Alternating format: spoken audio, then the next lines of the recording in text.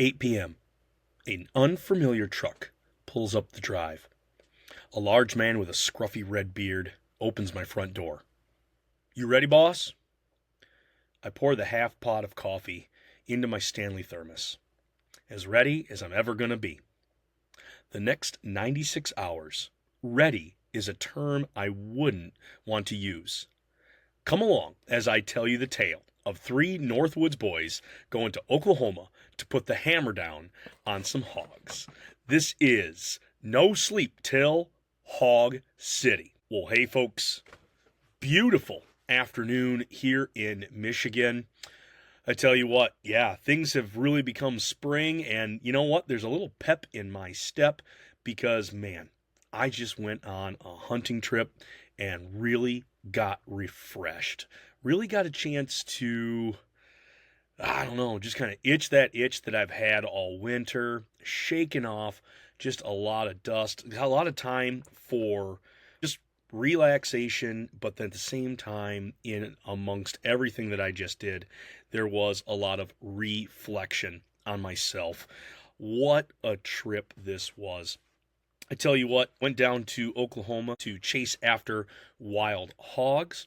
If you follow along with the Sportsman's Empire, you're probably going to see John Hudspeth of the Oklahoma Outdoorsman podcast. He will have the pre-hog hunting podcast. Oh my goodness, I'm still kind of like in that mode. He will have that uploaded already. That's a fun listen to. That is myself and Nate Rozeveld of the Michigan Wild podcast coming down and just kind of trying to map together what that weekend or what that, good portion of the week was going to look like. And so yeah, this is now not necessarily the pre-hunt reaction, but this is the post-hunt reaction. I'm going to kind of lay out what all happened. I'll give you the 10,000-foot view.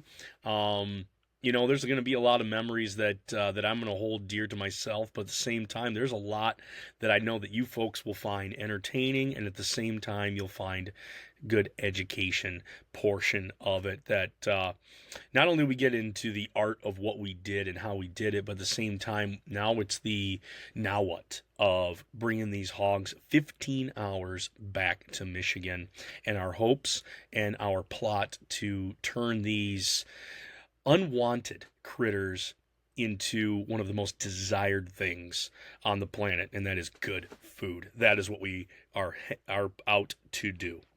So yeah, there was a group of 4 of us that from Sportsman's Empire. John was gracious enough, and man, I tell you what, he is a host. He is a guide of the highest caliber, gold standard. He invited us to his family ranch where these hogs have been an issue. As we've talked to last year on an episode where we went down, I was actually picking John's brain on what we were going to do, but he alluded to it's kind of like a secondary impact that these hogs have on his cattle ranch. They have feed for all their cattle, and that feed has to hopefully go to the cattle. And whether it's in the storage area or whether it's out in the trough and in the feeders, it's suspect to being infiltrated by these hogs. A sound will come in just like a renegade and get as much as it can and then skedaddle out. You never know when they're going to do that. They push the calves off the feeder, and they can get themselves into. Now they can't move the big heifers. They can't move the mama cows, but they can push around the calves to get to the feeder. The other thing is that there's a lot of this open grass, and when you get these open lands or this open vast area of prairie, you get a lot of grubs, you get a lot of stuff underground, and hogs naturally root. They just turn that stuff over, turning what was going to be fodder, going to be graze for these animals, ends up messing that up. They've had issues with their hay fields that then they were baling alfalfa, or whether it be some other hay variety, it was getting turned over by hogs, and just not a good deal. And then the direct would be John having to compete with his feeders for the deer. He's in feeder country, and he has to now put basically cattle fence or hog fence around these feeders so the deer can jump in, but the hogs can't get themselves in. We're looking at T-posts every 6 to 8 feet, lots of wire, really trying to anchor these things down.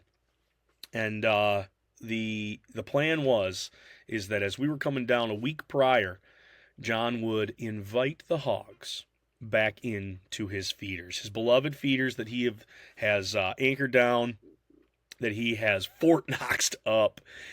He has just cracked the door, if you will. And so John's set up one that he is quite proud of is he opens that gate and puts another T-post out and gives them, 16 to 18 inches, just enough to squeeze their body through. Give that a week. Hogs are smart, and give them a week and they then see what's about to happen. They see their point of entry and they go in and they clean house. They start timing out those feeders, and eventually they get used to having that little kernels of gold from the corn that John has so graciously loaded those up with, spreading on the ground. Hogs are sweeping that up, getting them to feel comfortable, and then here we come. We're coming our way down, and we're going to harvest these hogs off these feeders. At least that was one avenue that we were going to go with. So I guess I got to start with the drive down. It is from Michigan. It is 15 hours down to southeast Oklahoma. It is a trek. It is quite the trip. And luckily this year I didn't have to do it alone. Nate Rozeveld of the Michigan Wild Podcast joined me in that. And from there we were thinking we want to glean as much valuable hunting time out of this.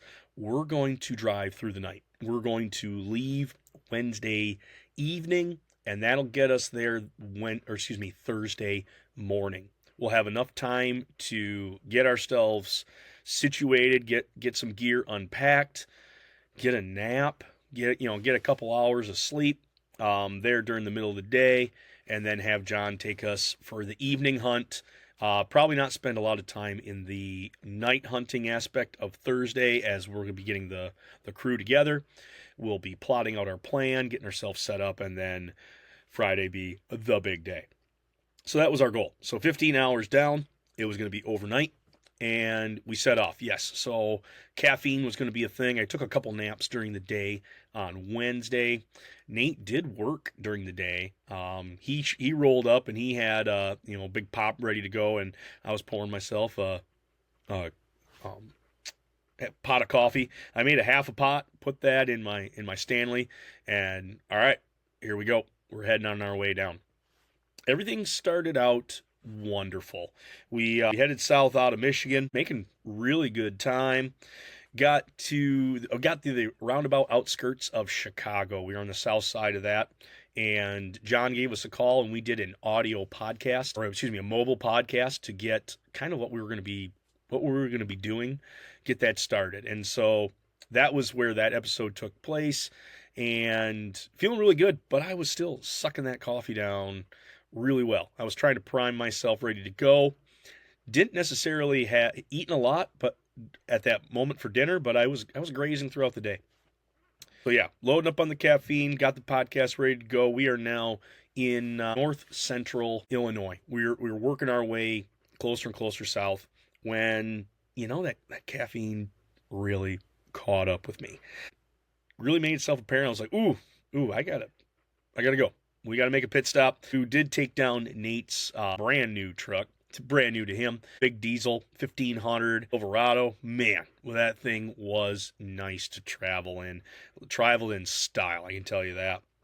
But at this point now, I was like, I'm not just feeling very comfortable. So I made the call. I said, hey, Nate, I know it's not as far as we wanted to go, but I need the pit stop. I need to go to the bathroom. Sounds good, Nick. We'll get to the next exit. We get to the next exit, and a truck was having its hazards on. A big semi had its hazards on to the side, and it was kind of in an awkward spot, and Nate just kept on going. He's like, I couldn't make that one. I'm sorry, man. You going to make it? And I'm like, Yeah, I think I can make it. I can make it. I can make it to the next one. The next one seemed a little further than what I was hoping. We did see a truck stop, a TNA, and we saw the lights of it as we were coming over a hill. What I failed to remember is that Illinois is flat, real flat, and things you can see them a long, long ways away. So hey, let's head towards that truck stop.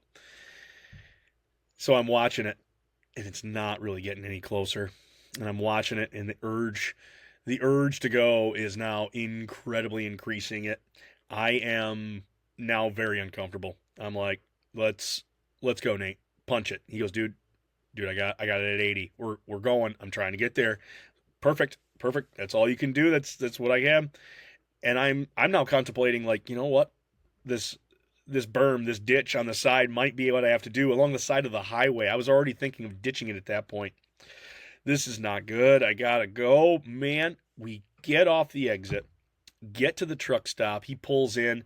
Luckily, he pulled me right up to the front door. I hopped out before it stopped moving. Got in, and man, relieved myself. I made it to the bathroom. I did like that little scurry walk all the way to the back. Got it done.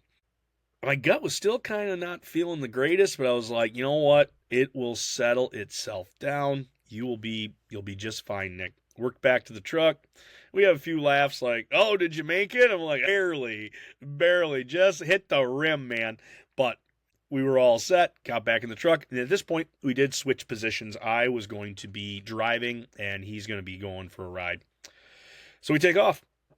And as we're driving, we get no more than maybe 3 miles down, and the rest of what I was feeling was now coming to fruition. I was going to have to go again, and it was emergency status again. I pull up 5 miles down from where we stopped. I pull off, and he's like, "You okay?" And I'm like, "Dude, it's coming again. I'm sorry. I got to pull off. There's a gas station right here. I got to use it." All right, man, let's do it. We get up there, closed up shop, all dark on the inside. Oh no. And I said to Nate, I'm like, I'm going around the side of the building. I got to use the side of the building. So I gap out. I start walking that way. Well, they must have just closed up shop because there's the clerk still counting the till standing right there, even though they were all closed up. And I was like, oh, I am not going to go around the side of the building. I do not need to have this person have to come out and talk to me with my drawers down. So I panic. I'm now looking where else I can go. And I happen to see a roadside park just over like a little bank. And I'm like, I'm heading to that. So I take off into the night. Luckily I grabbed, before I had gone on there, a couple napkins from the truck, took off to the roadside park. I get to the roadside park, and now I have to choose, and I'm trying to find where to go. There was no deciduous trees. They were all conifers. They were all pine trees, and I'm like, shoot, I can't even lean up against anything. It's going to have to be a full squat into a pine tree, kind of nestle myself in there and just let it have it. So I ran up to where two trees came together, backed up, bare ass, and man, sprayed the last load it was into the back of those trees.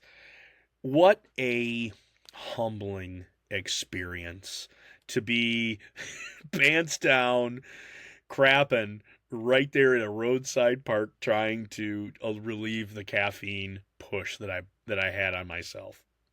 The also humbling part about it is that I am now with a gentleman that I've only known from Michigan to Illinois. We have been talking the whole way, but I feel like I haven't got quite to the chapters of getting to know him where I talk about where I crap. And here it was, roadside park in Illinois.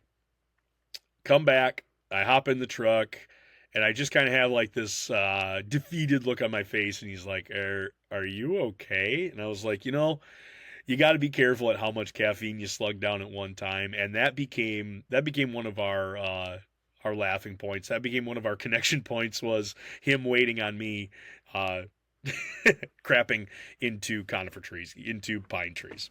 So the drive down after that was much easier on all of our systems. We drove and drove, only stopped for a couple times for fuel and for bathroom, for snacks, a little refuel on caffeine.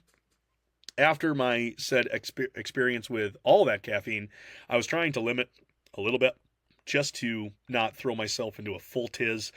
But when we did arrive to Oklahoma, I wanted to not have like the shakes or not be able to go to sleep when I needed to go to sleep. So that's where I was like, all right, take it easy, easy on the coffee. I did get a Red Bull there for the night shift since I was pulling the.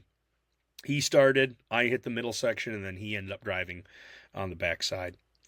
We did stop for breakfast at a McDonald's, and we got there and we're ready to order. We walk inside because we want to just move our feet, walk around, and I remember just being in a state of fog. Like my brain was so foggy. What do you want? And I'm trying to say bacon, egg, and cheese, and I just kept saying like cheese, egg, bacon. It's on a biscuit. Like I struggled with my words. I sounded very intoxicated. Lady's looking at me weird. Nate's laughing, and I said, "I'm sorry. We've just been driving all night, and I'm I just want my sandwich and a coffee and a hash brown." And she's like, "I got you. I know what you want now." So hooked us up. We got to Oklahoma and got there right around midday and began our full trip. We unloaded. We tried to lay down. I laid down for 2 hours. Nate laid down for, I think, less than that. I think he laid down for maybe 45 minutes. And then we were kind of up. We were like, all right, we've committed. We've got our nap. And now we're going to be running on low sleep. But we're here. We're ready to have some fun. Also joining the crew was Andrew Muntz of the O2 podcast. He came on down from Ohio. And so, yeah, that too, as we were getting ready, we were giving him a bunch of crap. We were, just chumming it up, getting to know each other, really excited about the weekend. Our first venture that evening was some blind hunting. We had two variations of hunting that we were going to do, and we wanted to focus on that first time in the blinds. So we had the blinds and feeders from John. And again, that consisted of the wired up fence around the feeder, the blind, a couple of them at very close distances because those are also John's bow setups. A couple of them all had a little bit of distance to them, maybe 40 yards, and those were meant for more of the rifle setups. Really did enjoy that. I actually sat the first night. We put 2 eggs in one basket. We were trying to do 2 guys in a blind, so it was me and Nate. We were together, the Michigan crew, and our first set was in a large area of pasture and a feeder. Way different than anything here in Michigan, like setting up in the middle of a field and then just hoping stuff comes. We saw a lot of activity. Started out early with armadillo. That's fun to watch. We then saw a lot of activity from coyotes. It was amazing the amount of coyotes we saw. I believe we saw 6 in that evening sit. 6, some of them, well, shoot, there was 4 definitely at one time we were watching. And then we watched a couple more come through, probably from either from a different litter, or excuse me, a different pack, or they were one pack and they were just doing these big circles. But the way they use the landscape, the way that they use that to their advantage, always never skylining themselves. We watched one coyote lay down and just chill, and we could not figure out what was going on. This coyote in the middle of this pasture just laid down in this low area. Every once in a while would pick his head up and scan around, and then he would lay his head back down. We thought there was something wrong with him. John later tells us that he was probably hunting one of the cattle feeders that wasn't too far away. With the spilled grain, rabbits will congregate around that, and what a coyote will do will be downwind of that. They will then watch that feeder, and they will watch to see what comes to it, and hopefully get their plan of attack. So we got to watch that in person. Very cool, very unique, something I had not witnessed here in Michigan at least. So seeing that happen, as we were getting down into the last few minutes, we did have ourselves a big boar come walking in. This guy, he was a little bit hesitant. I don't know if he was spooked by wind. I don't know if he was spooked by sound, but he was a smart boar. He took his time. He walked up to probably about 15 yards from the actual fenced in feeder, but you just saw his nose lifted in the air and just something didn't seem right. He starts to circle towards us as the in the blind, and he wasn't going away from us as we were hoping. So we got to get nervous. Nate was trying to get me in position, and at the same time, like the way I was looking out the window, it wasn't going to be conducive for my angle. And so he was trying to set me up, and I just said, "You got the better angle. This is you." I took his little GoPro, and I'm going to be cameraman. So we made that switch. He made a great shot. He leaned out the front window, free-handed his 223, and sent a shot right behind the ear and dropped that pig in one shot. Amazing. Great shot. This big old boar was down. He was, right around in that 200-pound range. Just a sizable, thick hunk of meat. I don't think people talk about, they talk about how destructive they are. They do talk about how vicious these things can be, that they are cutthroat. Shoot, if you're trying to eke a living, you're not going to be a gentle soul. The other thing that I'm always amazed is that these suckers live, kind of between the cracks. They live in areas that, keep them shaded, keep them hidden, and then they work their way out. And so they make use of whatever they can to survive. When you pick these things up, when you pick up a haunch or you pick up a leg of these pigs, it's so dense. You pick up a leg of a deer, you feel its, what do I want to say? You feel its leanness. You feel its agility. You feel that this animal is light on its hooves, and that it's very maneuverable, and that it takes a lot to catch up with these things. Speed is its friend. Agility is going to get it through the tough times, and you can feel that in a deer in just picking it up. And when you pick up this pig, it's nothing but raw, here I am. I am going to root for my food. I am going to scavenge what I need. There is not a lot that is going to bully me. I am all that is solid. And that is what you feel. That's the energy you get off of picking up one of these pigs. So we brought that back, and that was Nate's trophy from that night. So very exciting for him. We go through, we do a couple laps with the thermals, kind of just get acclimated, and not a whole lot came out Thursday, but there was also not a lot of gusto that Thursday night for us to get out there. But we got a chance to go back and kind of just solidify the group then. So, yep, we got a bite to eat. Now we're sitting down, we're getting ready for bed, and finally get a chance to put the group together. So yeah, again, the crew in total, it was almost like the A-team. Everybody brought their own flair. Everybody had their purpose, why they were there, and just how we came together worked so well. You have John, and John is our host and our guide and our expert.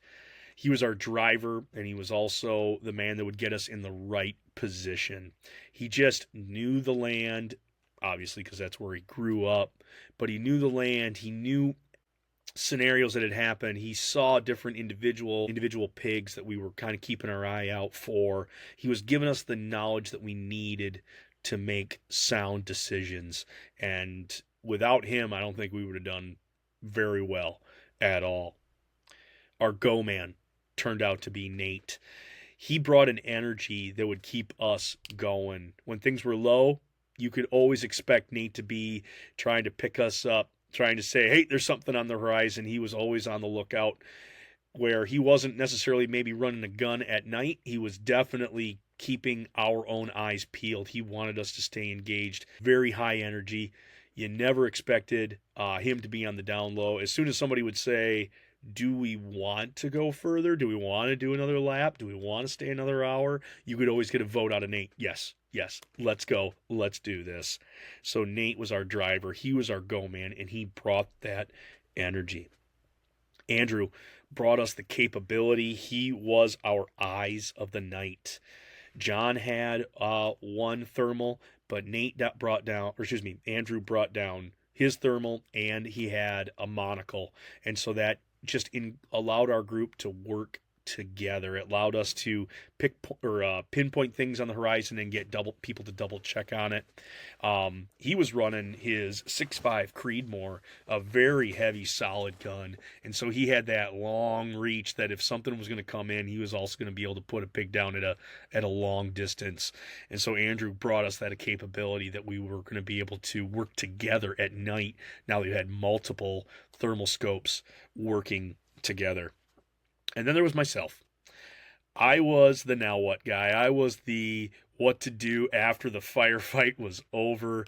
I was that post-hunt expertise that when we brought pigs down, I was not afraid to get the knife out, go ahead and field dress those pigs and get them hung up, or at least get them splayed out. We were, and I'll explain how that went a little bit, but we didn't have quite quick access to the gambrels. We were late on that draw. We were also so exhausted to find them. So we came up with some other means to be able to let these hogs cool down when it came to bringing them back to the cabin. So that was our crew. It was the four of us. And we were going to try to put the herd on as many of these pigs as possible. Throughout our hunts, I can go back a little bit into our hunts. The blind and feeders, Nate was very successful in our Friday evening hunts. He had a sound or a group of pigs come running into his fenced-in feeder, and it worked like a charm. These hogs flow in off the hill, and they're led by these matriarchs, by these big sows. They get into that feeder, and they start feeding on that corn. Nate, by the footage on his GoPro, I'll let him go ahead and post that if he chooses to. He lets those pigs flow into that and begin feeding. He rings out a shot, which puts a pig down, and mayhem ensues. Pigs are running all over the place, left and right, and banging into the fence. And they're just running all over the place, and he's trying to put the hit on all of them, and you just hear his gun a-ringing, ripping through with one of his ARs, definitely dropping. Shoot, how many did he get? I think he got 6 pigs in total on that stint right there. That was a long gut session. That was going to be, we had the side-by-side, and we had to get them away from the feeder before we wanted to gut them. John didn't want to, put too much trauma next to his feeders. So after it was all said and done, it was all hands on deck to get these pigs to the other side of the creek into a more conducive area to get these things field dressed. Now, field dressing is pretty much the same as a whitetail, at least for sows. Sows, it's the same thing as a whitetail. You got your anus, you got a ring around that. Start down at the crotch, zipper all the way up to the sternum, pull everything on out. Make sure you reach up and get that heart, the lungs, and the esophagus. Give that a nice pull, and you got yourself a cleaned animal. And that's exactly what we did with those sows. Boars are a little different. Their pecker is like in the middle of their belly, but it doesn't grow at the middle of their belly. It's different. It's a tube that comes all the way up from the back where everything else exits, and then it comes right up to the middle of the belly. And you got to be careful on that. You got to break the skin just north of it, and then you got to make sure that you get under that skin, underneath that urethra, underneath that tubing, and bring that all the way back down to its anus. If you don't do that, you just go ahead and zipper up the middle and you slice that sucker, you got a lot of urine everywhere. So if you plan on hog hunting, know that there is a difference between the sows and the boars. The boars are set up a little bit different. You got to get that out of the way first before you can open them up and start pulling things out. So in Nate's case of this, where we got all those hogs out, one hog looked extremely plump. she was definitely pregnant, and opening her up revealed that she was holding 4 piglets. Again, a moment that I didn't expect to say early in the early in the episode. When it said, "I'm as ready as I'm ever going to be." Well, again, I wasn't ready to open it up and find the babes on the inside. The babes had all expired. They weren't kicking, but to pull out 4 out of this sow was pretty impressive. John was telling me too that 4 is kind of unusual in the fact that how low it was. More or less, they're also seeing that there's like 6 to 8 of these things inside. So maybe this was an older sow. Maybe something didn't happen during the winter. Whatever it was, she was packing 4 piglets that, judging by the size of them, it was only going to be a short matter of time before she was going to give birth to those things. They just multiply. And if you can get one sow to produce 4 piglets in one foul swoop, that's a lot of numbers to deal with, especially with how successful that they are. So yeah, that was a shock. That was an awe to have that done, none the least. But of those pigs, we got a total of 8 of them. 2 we lost. We've got a couple heartbreak stories from Andrew. I know his 6'5" is made for that long distance. He had one in the thermal and tried to make a shot on it and went over the top of it, and the thing boogered out of there and got to the woods very fast. The other one was from a blind, and it's actually quite incredible. It just the toughness of these animals. A boar came in to the feeder. This one was more cocky. He did not pause. He did not wait. He was going in for that feeder. Andrew let him walk right up into it. Made what I looked like a great shot, and it drops the pig right then and there. Folded him right to the ground. We're holding. I kind of give him the congratulations, like, yes, this pig's down. Like, we hold it there enough. And then this pig starts to twitch and start to kick. And I'm like, I think those are death throws. I don't think we need another shot. And then all of a sudden, the back legs start kicking. It starts running around with it was trying to get its front legs underneath it, and it was still just pushing along the fence. This thing uprights itself and boogies out that little door. Both of us are shocked. I pick up my rifle that I was playing cameraman, and I didn't have my rifle ready to go. So I pulled up, loaded around, and I started firing with a .223. We had more shots from the 6.5, and we put it into that pig. We hit that pig, but it did not stop it, and it made it to the brush. And unfortunately, neither one of us were wanting to go into the brush and find this pig that's now ornery because it's been shot a bunch. It was just not set up for success. So that's where we called it, disappointingly, and had to let that one go. My guess is, with as hard as we got after it, I think it later expired. But again, just for safety reasons, we weren't looking to pursue after these. Not a whole lot of opportunity for just shoot and leave. I mean, we do wound a lot of things here in Michigan. We're not going to say we're anything better than any other state. Wound loss is a thing, and when you can't recover an animal, that is tough. And John was quick to say, guys, don't feel bad about this. This is a extermination as much as is a hunt. These things need to go down, and we do. He wants to find them for our sake as a trophy aspect, but it's a different world when these things are constantly getting after you financially, when they're getting after your lifestyle. These need to get out of the way, whether we're going to eat them and whether we're going to not. So again, that was another thing that I had to wrestle with was, what, we're leaving it. We're going to look for it. We're going to try to see if we can't find it. But at the same time, John's telling us no love lost if we can't find these things. Our final brought down that I had was my boar. Nice big boar. I happened to find it in the thermals, and this is where we were driving around in a side-by-side, and we had the thermals out both sides, and I happened to scope up a pig in the pasture. We hunted all night to find this pig, and it took us till 5. It was almost the end of our trip. In fact, we were laughing about it because we said one more lap. We're doing one more lap around around the property. Yep, we're gonna give it one more lap. Hey, let's go all the way to the back. Let's see if we can't find something. And sure enough, we found that pig back there. We found him grazing or rooting, grazing, whatever he was doing. We came up and we were actually at a perfect wind. We were downwind of this thing. Breeze hitting us right in the face as we're looking at that pig, and we're about 150 yards away with our guess. Again, it's hard to see through those thermals, but that was our guess. John kills the side by side, and we all dismount. We move up as a group together.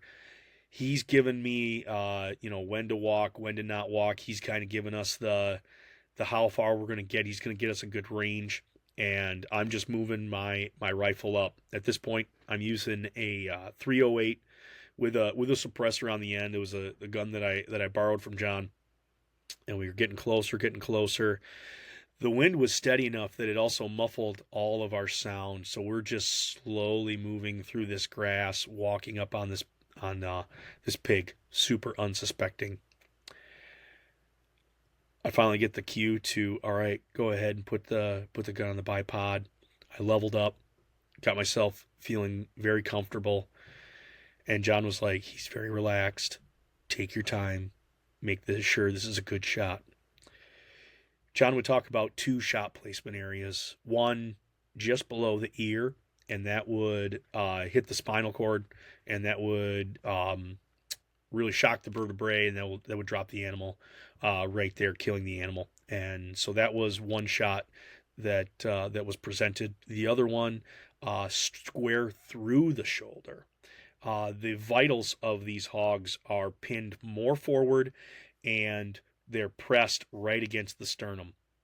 After you field dressed a couple, I was amazed to see how pinned to the bottom the heart was. The heart is only, right underneath that bone. And what that presents is a really small avenue for that thing to get anything in the wheelhouse, or excuse me, in the pump house. It's a really small area. So you go straight through the shoulder. Once you get through that shoulder, you can then get into the pump house. At least that's what we're going to do with this 308. I centered up on that shoulder, squeezed that trigger, sent the round. I dropped that pig in its tracks. I broke both shoulders, or at least both humeruses of this pig. So when he dropped, there was no way that he could get back up. I went right through both lungs. So again, very quick on the dispatch, and even the heart, it just felt real fluidy. It had been shocked really hard. And so that was my crescendo of my trip, was being able to put down this 200-pound boar. Very excited about it. He had cutters sticking out of him. This is one that I actually kept the head. Not for culinary reasons. I kind of wanted to keep it for culinary reasons, but given the way things shake out on the processing side, there wasn't a whole lot of time. So anyway, that did get skinned out for a gyro, and then we're going to talk about how we processed all these critters here in just a moment. So there you go. That's the story of heading down to Oklahoma. But now we got to pick up where we kind of left off. The whole meat and potatoes of this venture is getting those things now back to Michigan. What was the plan of attack? What was the way that I went about this? What were pros to my setup, and what are some cons? Mainly because, not to say it was an afterthought, but we did have to just deal with equipment that I had. I hadn't made any larger purchases to what my kit or anything, but at the same time, the process that I did last time worked very well. And in fact, once we got moving, things actually moved a little bit quicker. So yeah, these pigs were already field dressed. We didn't have gambrels right at the beginning, so we ended up having these things belly up and put a couple sticks in the flaps, and that just helped everything stay open in air and begin cool down. They were laid out there. Temps were in the 40s, and there's just always, every time that I've been to Oklahoma, that's counted two times I've been to Oklahoma, there's always been a breeze. And so that was really nice, is to be able to open them up, have that cavity facing the breeze, and then just have that air wicking in there. We did get a late start on processing these things that maybe have hindered us just a little bit, but at the same time, we were able to just get on them, get after it, and make do with the conditions that we had. It was warming up very quickly, so we did get to work. Of the kit that I was using, we had a Sawzall for splitting. We would take the head off at the, right behind the jowl, and we would then find that vertebrae and just nip it as quick as we could. We were aiming for the apex, where the skull meets the vertebrae. That was the goal, and sometimes we did it, sometimes we didn't. So anyway, we were able to take that off. The Sawzall was helpful in just being able to nip that right there at the joint, or nip that right there at the vertebrae, and then move on with the next. Now that we've got the head off, we are going to split the sternum using first our boning knife. I had brought my boning knife, and there was a skinning knife that was there as well. We would score where we were going to cut. So on the front brisket, I would go all the way down the sternum, scratch that all the way down to where then we cut the neck. So at that point, it's just the sternum that I'm cutting. A Sawzall does not do well with meat. It needs something harder to get its teeth into. So that's why we went with cutting that.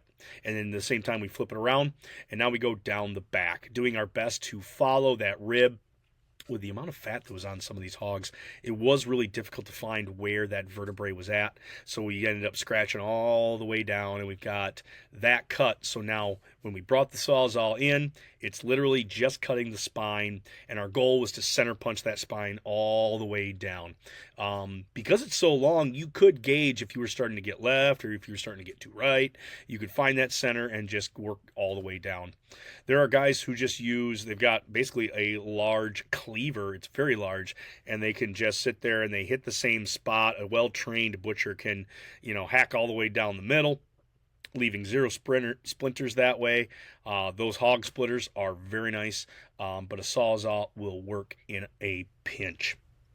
Like I said, we brought boning knives, mainly just to kind of clean things up, and we were breaking these up into quarters. The way we were getting these back is ice in coolers. We brought down several. I brought down 3 major big ones, over 100 cc's, I think. I forget how many cubic centimeters,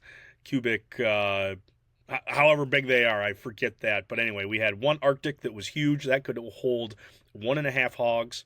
My 2 white igloos, they're long, but they hold a lot of space on the inside. Those could each hold 1 hog. And then we had a Pelican, and we had another cooler that we were able to get those pigs broken down and hold quarters. So yeah, volume is huge when it comes to hog hunting. So if this is something you want to do, bring a Sawzall with you so you could break it down, some sharp boning knives or some sharp skinning knives in order to, again, break that into quarters. And then last but not least, make sure you got enough volume for coolers. And as I'm looking at my notes, I skipped right over one very important thing, is when you get ready to break these things down, you want to do something. You have to address the hair. You have to address the outside. And wanting to leave the skin on, number one, to keep the meat clean. When pork fat gets warm, it gets real sticky, it gets real watery, and everything just grabs to it. It just makes a mess. So by keeping the skin on, I'm essentially wrapping that, or keeping all that fat clean, keeping that so that I can then have some travel. It also makes it that if I put that directly onto ice, the skin is going to freeze, and it's probably not going to get to the meat. And that is going to be a helpful hand. So when we did these pigs, we kept the skin on, but we had to remove that hair. I tell you what, I did it again. My yard torch came through in spades. I brought my 30-gallon propane tank. I thought it was kind of getting empty there, but it pushed all the way through, and I just gave a full hard blast to all that hair on the hog. We found that the mud, if any caked mud on there, one pig we decided to wash. We decided to get wet and rinse that off and then torch. And we found that that was anti-productive. You had to evaporate the water, and the mud was still just kind of like, it was still lingering there. It just took a little extra time.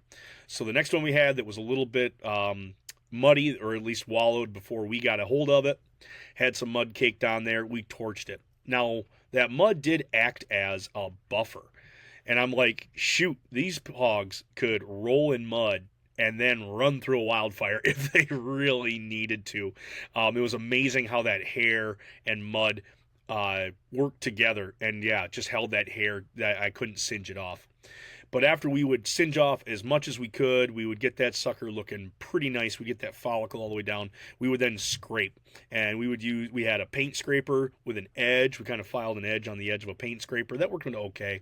At the same time, using a knife and just going perpendicular to the blade, that would help get whatever ash and dirt and mud off, and you're left there with semi-clean skin. We would then go back and then retorch any of the areas that were left. I'm going to try a third torching on some of the sections that I'd want to eat the skin. The skin would offer a culinary plus, and so that's where I'm going to attempt that. I know last year, the last pigs I did, I tried it, and yeah, the hair follicles in there, it's not a good one to try. But we've got one more chance, and I'm going to give that a try here now that I have them home. But by getting as much of the skin off, we would then follow up with the hose at the end, hose down the skin, rub off any of the caked on mud, anything that was dirt, run that till my water's running clean. Then we would go into the coolers with that. Layer of ice on the bottom. We did try to do some plastic. Plastic did so-so job. Eventually water got places because it's a cooler and we're driving 15 hours with it, so water is going to get everywhere. But we did take those quarters, we put them skin down against that, and then we filled in ice around where we could to make sure that we had enough ice in there. Letting them air out and letting them cool down overnight, even if it was to 40 degrees, helped us retain some of that ice, made that ice more effective and last longer. So that was a good thing for us to do. But once we got them in the cooler, closed the top, and left them that way. But now we got to break them down into primals. And so for travel, we wanted to break them down small enough that they could fit in these coolers, and we could use the jigsaw method, cross knuckles, and kind of use the shapes to kind of mat down so we could get as much of those pieces in there, leaving not a lot of air pocket, leaving not a lot of airspace in those coolers. We really wanted to pack it full, have the get cool, and just not open it till we get back. So yeah, those primals that we broke into, essentially we broke it into sides. We split it down the middle, and that was our talk with the Sawzall. Now I've got a half hanging there, and I'm going to turn that half into 3 primals. I'm going to have a back ham, I'm going to have a front shoulder, and I'm going to have a loin or a rib section, depending on what you want to call it. And by breaking it up into those 3 sections, I could fold those up real nice and neat into a cooler. And yeah, by doing that, those pieces were small enough that I could get them in there. It was easy enough to make. In fact, the shoulder, the line between the shoulder and the rib section, or the loin section, I counted up from the first rib to the 5th. So I would count from the bottom, because we had it head down, 1, 2, 3, 4, 5, and then I would go above that 5th. And that's where then I would stick my knife through. We would then rip all the way along the ribs. We'd turn the knife around. We'd come up into the spine. Sometimes we could get the spine to just fall off right there. We could wiggle our knife on through. Other times we got a little frustrated and we just used the Sawzall, zipped that quick because it was the bone there, and that was our front shoulder. We got pretty close. I think the fifth is really a good one. I've seen some old English butchers. They'll take their hand and they'll put it right behind the elbow, and then they'll just stick their knife in and go. And I think it's somewhere between the fourth and the fifth rib where it was. I wanted to maximize the amount of bacon, or at least bacon potential. I wanted to save as much of that belly on the belly and not lose that to the front quarter. Now, that's not to say that if I did, it's not going to turn out to be amazing pulled pork with that front shoulder being the Boston butt and the picnic joined together. We will definitely take advantage of whatever's left on that. But I wanted to try and save as much on the bellies as possible. Now on the back end, where I'm going to then cut the loin and cut the ham, I wanted to make sure that I get as close to that tail angle. So if you were to split an animal, split a pig, and we actually cut the exposed tail off at that point. It's not the cute curly one. No, this is long. It's got hair all over it. Looks like a whip. Probably gonna get you. But if you follow that spine once it's inside of the pig, there you can see there's like a 30-degree angle change, and that goes from tail to actual vertebrae. At that angle, I counted one vertebrae one joint into the vertebrae. So, following the thicker, bigger pieces of vertebrae, I went one. I'm not sure if it was one or two that butchers use, but anyway, I figured it was close enough. So I went one. You'd put your knife in, you'd break that vertebrae right there, and then continue your cuts straight. We did leave our tenderloins attached. There was a bunch of leaf fat that were already on there, and I thought it better if we just leave them encased in that fat and we leave them with the cooler rather than to pull those out and then just have these extra cuts that now we have to worry about where they're at. So some of them may be good, some of them may be not good. That's kind of the gamble you get with this kind of butchery. Is it's a little bit crude. We are doing our best, but at the same time, we're working against heat, we're working against humidity, and I tell you, we're working against flies. I had a lot of investment into wanting to bring home a couple of the heads just for roasting or smoking in the barbecue. I wanted to get those big old jowls. I wanted to get those things low and slow. But as we were cutting, I was amazed at how fast flies enveloped whatever we were not working on. We were working on one pig at a time, and so we actually covered up the other pigs just to keep the flies off. They took over quick, and after a while, we looked at the heads, and I'm like, you know what? It's kind of lost to the flies. I don't want to mess with it. In fact, I did bring home one head, and that's the trophy head. So I actually caped it out. I left the skin and the snout and everything else down there. I just brought back the head, tried to wash out as much of the brains as I could, and I actually left the eyes in just because I was so tired. I didn't want to cut anymore. So anyway, bagged that up, and that's off to my taxidermist. And that was the only head that I brought back. So unfortunately, we did leave those due to loss. Shot damage was on some of these pigs was pretty prevalent. So we would lose a section here and we'd lose a section there. One of the small pigs, one of its whole haunches got around. They went right through and just ripped it up. So rather than spend time trying to salvage what we could, we just said, you know what, ditch that quarter. We've got other pigs to work on. So it was against the clock. If I were to do it all over again, having some place to hang the pigs inside, maybe go into the shop out of the sunlight, to get away from the flies and everything. Give us maybe a little bit more time, but it was one of those things where it was getting hotter and hotter, and we needed to get those things on ice. But yeah, we did really well, and we were able to package all those up. So yeah, now some insider information. What is going to happen with those pigs? What are you planning for your hog? I know that I talked to Nate, and Nate's got a large amount of his hogs. He ended up taking the most hogs on the trip. I brought those to my house, and those are chilling right now in my freezer/chiller. I talked about this on an episode with the Pennsylvania woodsman, and that was, I have a controller that controls the thermostat, or essentially overrides the thermostat. You plug the freezer into this controller and it runs that thermostat. So I'm keeping it right now at 34 degrees, just above freezing. The bottom of that is going to get below 34, but at the same time I've got some open air in that freezer, so that's going to get like 36 or whatever. But when that thermostat reads above 34 degrees, it'll kick on the compressor, and it will then, or kick on the unit, it'll turn on the compressor, and then it'll start freezing that stuff down. I actually do have one quarter that is sitting on the shelf that's above the compressor that is fully frozen right now. So it's kind of like a little bit of a variable. Some of the stuff is just cool, and other stuff is frozen. So I've got a little fan in there. I've got a tiny computer fan that I've used before in making some air dried jerky, and so that little fan I've actually stuck in there to see if I can't move air around and kind of regulate that temp a little bit. But anyway, that's where all the stuff's being stored.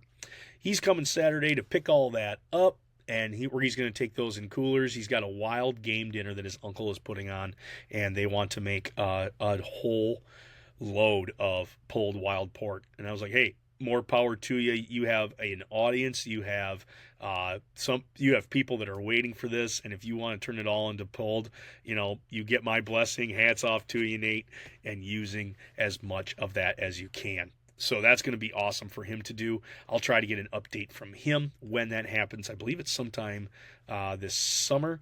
So anyway, that's how that's going to roll. Now for my boar. I want to really maximize the belly aspect of it. I think I'm going to go again and try to make some bacon depending on the level of fat that I have on that pork. I don't think he's any leaner, but I just can't remember if he had real thick fat cap or if he didn't have a really thick fat cap. Some of those sows really were holding on the weight, holding on the fat, so those would probably be a little bit better of candidates.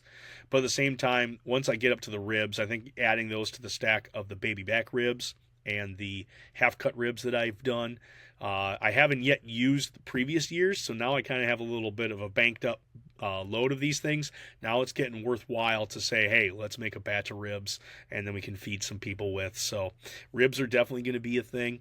I want to do a rolled haunch, basically a rear haunch rolled. So I'm going to take the bone out, probably take off the top round, and that's going to then leave me with something that I can tie up, and then I can section off into pork roasts so that I don't have to do this massive leg for a whole bunch of people, but I can do just a few little roasts, and that could feed my family very easily. So we'll probably end up taking one whole leg and doing that.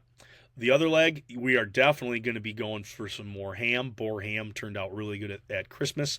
I'm going to do a bone-in one for this version, but again, we're going to cure it, we're going to smoke it, and then we're going to serve it. So that's how we'll run with that haunch. More chops off the loin section. I think I'm going to do some bone-in chops as much as I can, and again, we'll have that midsection loin, because I did leave in the tenderloins. We might even be looking at some T-bones here that I can make off these pigs. Hopefully there's enough there to do that. So T-bones are on the menu. For sure, chops, bone-in chops are on the menu.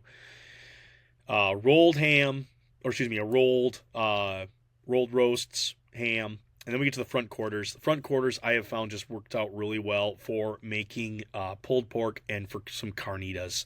Taco carnitas, or carnitas for tacos, is by far one of my favorite things now. You can really spice them up. You can make them as mild as you'd like, and they just really do a very good job inside of a tortilla. So that's the route that I'm going to go with, at least the picnics. The picnics, I think we've talked about in a previous episode. You want to go with a chop on those, just the way the grain of the meat is running, and then you can go with a shred on the Boston butts. I found a couple of ones I had from last year, so again, we've got a lot to play with, a lot to use, and continue to explore these pigs. So yeah, that is my trip in a nutshell. It was hard and fast, and now I've got a little time to think about it and try to make something out of this. But heck, if I'm going to drive 15 hours down to shoot some pigs, let's see if we can't continue that value. Let's see if we can't get more people on this bandwagon of, this wild pork. This isn't something to shake a stick at. You don't kick it into the ditch. You don't just let it rot out in the sun. Oh, it's gamey. Oh, it's no good. I beg to differ. And let me be the pork preacher to anyone who says that you can't eat them. It's all about timing. It's all about seasonality. It's all about using what you get. So, folks, whether it's going to be you sticking around here in Michigan and going after some of the springtime fare that's out there chasing the turkey, or it's you making a trip and going hog wild on one of these pigs, whatever you end up getting, make sure you are approaching it with a knife that's very sharp.